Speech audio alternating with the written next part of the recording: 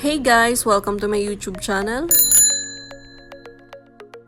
Yung topic natin ngayon is about Halotech bottom bracket removal and installation ng Shimano. Ito yung gagamitin natin sa pagtanggal ng bottom bracket. At ito yung bottom bracket na gamit natin ngayon. So, naka-Halotech na siya. First, bottom bracket removal. So, pag nagtanggal tayo ng bottom bracket, kailangan natin sa non-drive tayo magsisimula.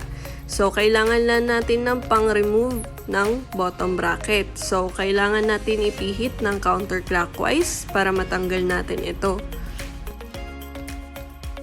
First time ko pa lang ito tatanggalin simula nung pinakabit ko sa bike shop. So, for sure, madami na itong dumi.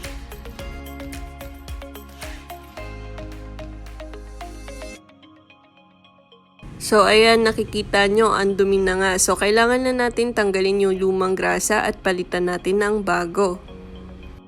Next, dito naman tayo sa drive side. So, kailangan na natin ipihit ng clockwise. So, pag non-drive, counterclockwise. Pag dito naman sa drive side, clockwise naman siya. May mga direction naman actually na nakalagay dun sa bottom bracket. Ganyan yung itsura niya pag natanggal na. So, kailangan lang natin linisin at lagyan ng bagong grasa para mas tumagal yung piyesa natin.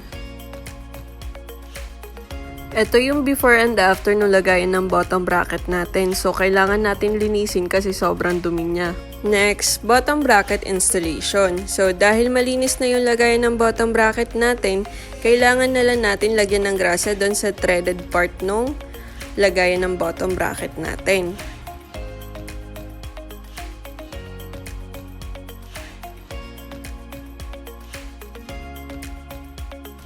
At same din dun sa drive side natin. So, kailangan din natin lagyan dun sa threaded part nung lagayan ng bottom bracket natin.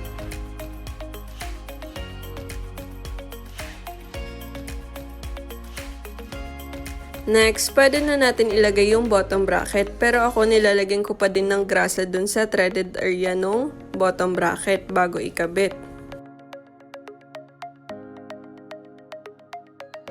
At syempre, wag natin kalimutan na ibalik yung spacer na tinanggal natin dun nung nilinis natin yung bottom bracket. At pwede na natin ikabit yung bottom bracket.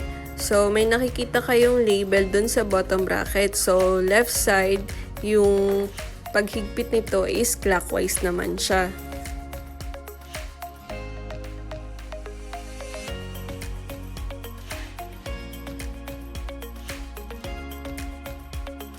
Next, sa drive side naman tayo or sa right side. So, kailangan lang natin ulit lagyan ng grasa yung threaded part ng bottom bracket.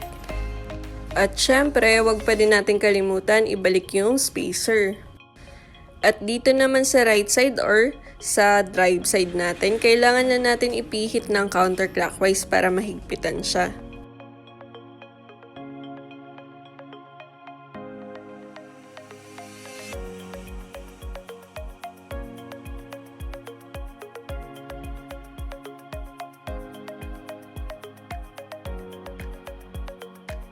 Lastly, gagamitan na natin ng tools para mas mahigpitan yung bottom bracket. So, non-drive side, clockwise. Then, sa drive side, counterclockwise yung paghigpit.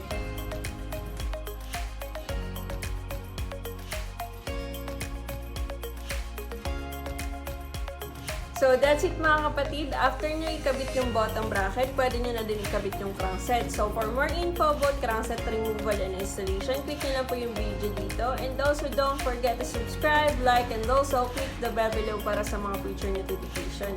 And also, pag may mga suggestion kayo, comment down below. And also, keep safe everyone and ride safe mga kapatid.